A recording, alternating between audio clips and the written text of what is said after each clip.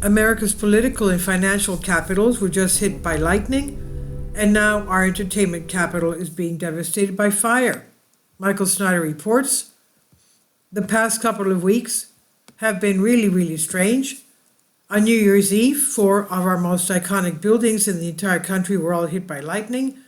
In our political capital, the Washington Monument and the U.S. Capitol were hit. In our financial capital, the Empire State and One World Trade Center were hit by lightning. Subsequently, there were attacks in New Orleans and Las Vegas New Year's Day, and now we are a week later, and our entertainment capital is being absolutely devastated by fire. In some areas of Los Angeles, it literally looks like a nuclear weapon exploded. Some of the most iconic locations in the Los Angeles area have been wiped out, and even Hollywood Boulevard is being evacuated. Hollywood Boulevard has been evacuated with 100,000 people told to flee, with 6 wildfires raging as the apocalyptic skies of Los Angeles continue to fill with smoke. 2 new blazes broke out overnight in the Hollywood Hills and Studio City, forcing first responders to redeploy their already scarce resources to the burnt landscape. The National Guard has been deployed and could send in military personnel to assist, amid revelations that heroic firefighters are triaging homes and neighborhoods. And one of the new fires that has erupted is located just west of the world-famous Hollywood sign. A new fire erupted in the Hollywood Hills near the Hollywood sign Wednesday evening. There was a mandatory evacuation for Runyon Canyon and the Hollywood Hills.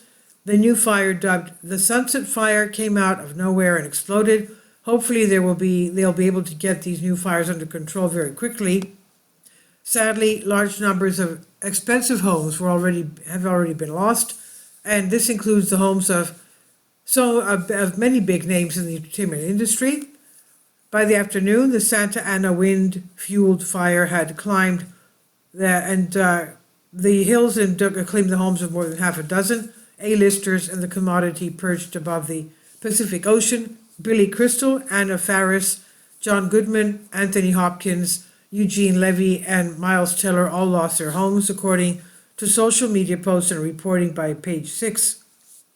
The Palisades homes of Adam Brody and Leighton Meester, who walked the Golden Globes carpet together on Sunday, also burnt down. People magazine has published a list of 47 major celebrities that have lost their homes so far, and we've seen homes owned by celebrities get burned down in the past fires, but we have never seen so many get burned down all at once. Unfortunately, many of those celebrities will be joining countless others in the exact same uninsured boat. In 2024, large insurance companies ruthlessly terminated the policies of tens of thousands of California homeowners. In 2024, Liberty Mutual and State Farm, 2 of the largest insurers in the country, told nearly 50,000 homeowners in the Golden State, some of whom were in high-risk areas, that their fire insurance would be terminated in a bid to prevent financial failure. At least 1,600 people in the affluent neighborhood of the Pacific Palisades, the hardest hit area of the fires, lost coverage when State Farm pulled out in April. Furious residents are now publicly sounding off at insurance companies in the wake of the deadly blazes, with one local nurse slamming insurer for failing to renew the policy for her elderly parents. What a nightmare! And will the federal government come riding into the rescue? On Thursday, it was being reported that the Biden administration has decided to cover 100% of the cost for the initial disaster response. President Joe Biden Thursday announced the federal government would cover 100% of costs for the initial disaster response to the Los Angeles wildfires. Meeting with federal officials in the White House, Biden said the funds would go towards debris removal, temporary shelters, salaries for first responders, and more than for 180 days. Biden said he emphasized to California officials they should spare no expense to do what they need to do. And as I discussed in previous articles, the total economic damage from these fires could be in the neighborhood of $50 billion. It will take years to recover, and Los Angeles will never look the same after this. So precisely what will rebuilding look like in Los Angeles? Prior to these fires, officials were planning to transform Los Angeles into a smart city by 2028. Visitors for the 2028 Summer Olympics and Paralympics will find a transformational digital Olympic experience from the moment they arrive. Passing through LAX airport completely renovated terminals, they can use the new automated people mover to select between light rail airport connections, ride share or taxi transportation choices. They will be greeted by digital signage directed by multiple lingual electronic wayfinding and connecting through their smartphones with the hotels, restaurants, and venues that they're looking for during their stay. Whether visiting Hollywood Boulevard or Venice Beach, visitors will use smartphones to easily accessible kiosks to learn in their own language about the landmarks and readily available services to enhance their experience, including blind or deaf visitors. The vision is already becoming a reality. As a 3-time United States Digital City winner, 2016 to 18, the city of Los Angeles has been investing and continues to invest in the infrastructure, digital services, and data tools to be a globally recognized smart city. The Smart LA 2028 strategy is a concise summary of our vision, our approach to being a smart city, and under our roadmap to 2028. So at this stage, it's going to take an enormous amount of money just to make the money and the most heavily damaged areas of Los Angeles livable again. And the destruction is far from over.